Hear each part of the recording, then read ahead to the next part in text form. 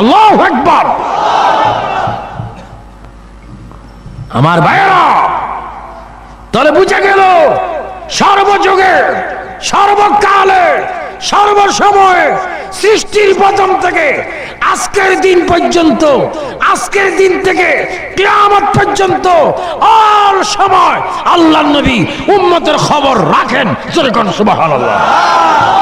এটা আমাদের বিশ্বাস হয় কি হয় না? আরো জোরে হয় কি হয় না? যেহেতু নবী রাহমাতাল লিল আলামিন। এই জন্য মা আমেনার গড়ে আসিয়া আসলেন।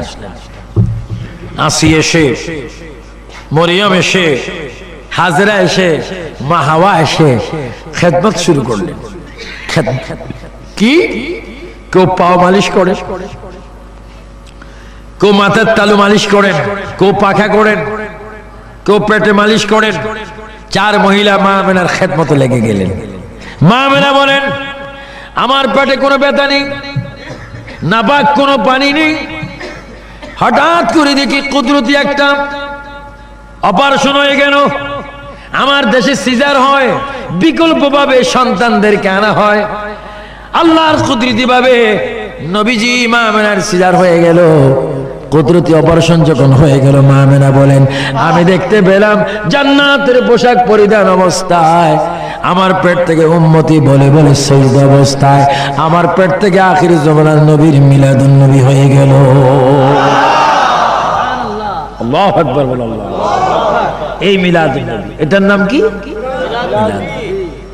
এই কথাটাকে এতক্ষণ পর্যন্ত বুঝাইতে আমি এতটুকু কথা বললাম। এটাই মিলাদুন নবী।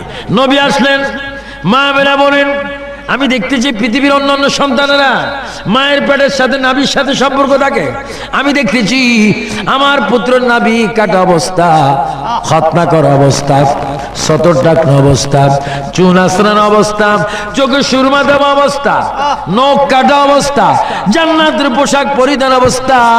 শুধু তাই নয়, এবার দেখতেছি আমার পুত্র মুহাম্মদ বলতেছে, রব্বি হাবলি উম্মতি, আল্লাহ রে, এই মাত্র মার পেট থেকে আসলাম, প্রথম দাবি জানাই, আল্লাহ হয় আমার উম্মতের গুনাহ মাফ করে দাও, আর যদি উম্মতের গুনাহ মাফ না করো, আমার সকল উম্মতকে তুমি আমার হাতে দান করে দাও। আরো জোরে বলেন সুবহানাল্লাহ। কুল কায়নাতের জন্য, সমগ্র সৃষ্টির জন্য, সমগ্র আলমের জন্য আল্লাহ পাক আমার রাসূলকে রহমত করে প্রেরণ করেছেন। সেই নবীর রহমত যদি আমরা পেতে হয়, আল্লাহ রাসূলের দুরূদ শরীফ আমরা বেশি বেশি পড়তে হবে।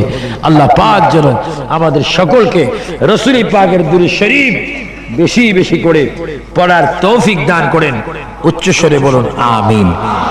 আরো জোরে বলুন আমিন। তাই আমার ভাইয়েরা, আমার বাবারা, আমার বয়স ক্লাবের ভাইয়েরা, আপনাদের কাছে আমার আকুল আবেদন থাকবে, রাসূল পৃথিবীতে এসেছেন নামাজ নিয়ে, নামাজ রেখে গিয়েছেন। আমরা নামাজটা ঠিক মতো পড়তে চাই কি চাই না? একটু হাত তুলে ওয়াদা করেন, নামাজ পড়তে চাই কিনা? সব ভাইরা হাত তোলেন, বলুন আল্লাহ। আরো জোরে আল্লাহ। তুমি আমাদের সকলকে পাঁচ ওয়াক্ত নামাজ তোমার ভয়ে, তোমার ভয়ে, তোমার নবীর মুহাব্বতে আদায় করার তৌফিক দাও।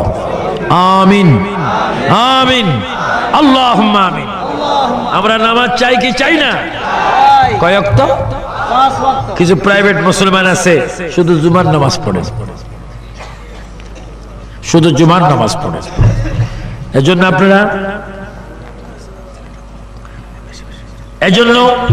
আপনারা নামাজ পড়বেন। আর বিশেষ করে এই 3 দিন ব্যাপী মাহফিলে যারা সফল হবার জন্য টাকা দিয়ে, পয়সা দিয়ে, অর্থ দিয়ে, শ্রম দিয়ে সর্বাধিক সহযোগিতা করেছেন, আল্লাহ পাক আপনাদের দানকে কবুল করুক, আরো বেশি বেশি দান করার তৌফিক দেখ, মা বাবার গুনাহ মাফ হয়ে যাক। উচ্চ স্বরে বলুন আমিন। মা আমেনা বলেন, আমার ঘরে একটা মানুষ প্রবেশ করলো 120 হাত 60 গজ, 120 হাত। মানুষটা এসে নামাজের শুরুতে দাঁড়াইলেন এবং কাঁদতেছেন। আমি জিজ্ঞাসা করলাম, আপনি কে? হঠাৎ করে আমার ঘরে প্রবেশ করলেন। আপনার নাম কি? ওই মানুষটা কেঁদে কেঁদে বলে, মা আমাকে কি আপনি চিনেন না? আমি পৃথিবীর প্রথম মানুষ, আমার নাম আদম আলাইহিস সালাম। আদম, হঠাৎ করে কেন আমার ঘরে আপনি আগমন করেছেন বলুন? মা বানাগো এই জন্য আগমন করেছি, আপনি আখিরি জমানার নবীর মা হতে যাচ্ছেন, এসো সংবাদটুকু দেওয়ার জন্য আল্লাহ পাক আমাকে আপনার ঘরে পাঠাই দিয়েছেন। আল্লাহু আকবার বলেন। এবার বলে ইয়া রাসূলুল্লাহ, ইয়া রাসূলুল্লাহ বলবেন যারা, তাদের কলবটা হয়ে যাবে মদিনার শহর। আর একটু জোরে বলে ইয়া রাসূলুল্লাহ।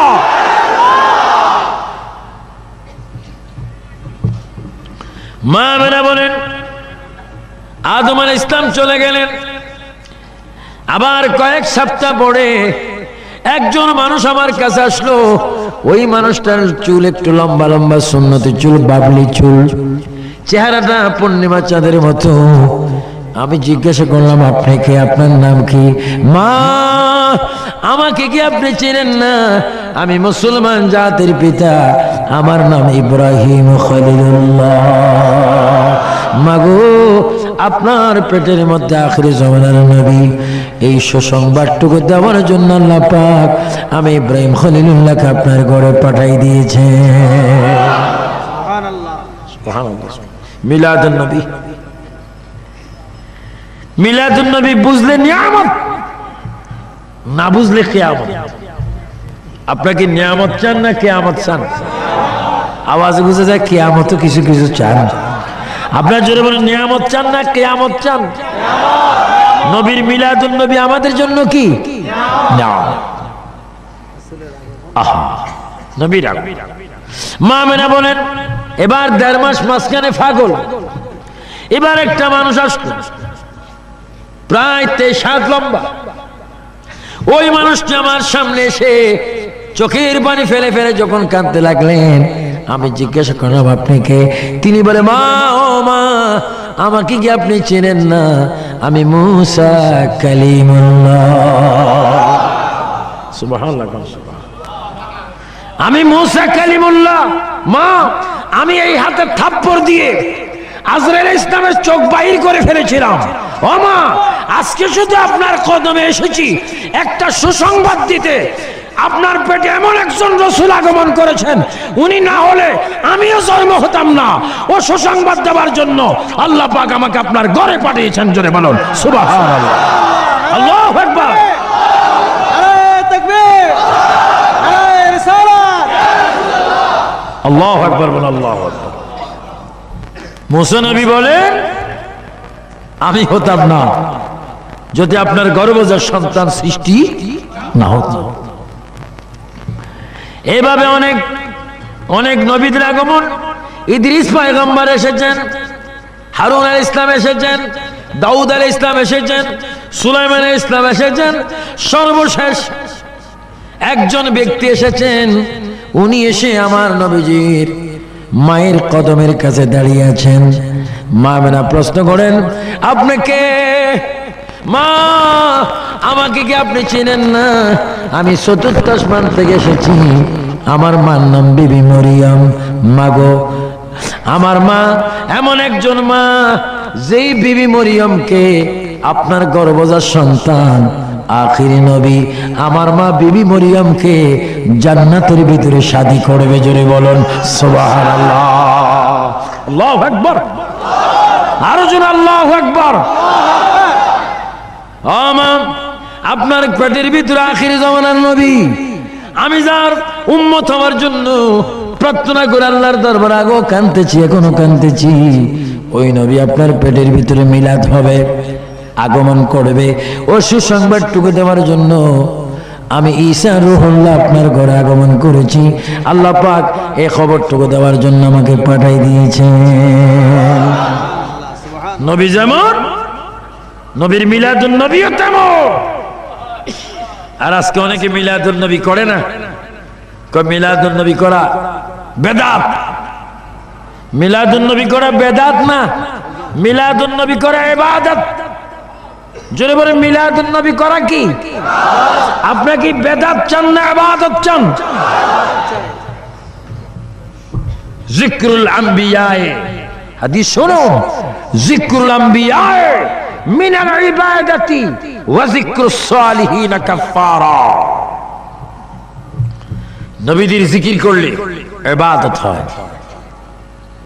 মা মানা বলেন, এত খবর শোনার পরও আমার পুত্র না আমার পেটে আছে, আমি মা খোদার কসম আমি নিজে বলতে পারি না। আপনারা বলুন তো দেখি, কসম দিয়ে বলেন, জুরাইনের এই 3 দিন ব্যাপী ঈদ মিলাদুন নবী সাল্লাল্লাহু আলাইহি ওয়াসাল্লাম উপলক্ষে 3 দিন ব্যাপী 13তম এই ইসলামী মহাসম্মেলনে বসে বলেন, আপনাদের কাঁধে 2 জন ফেরেশতা আছে কিনা? আছে। জোরে বলেন কয়জন? 2 জন।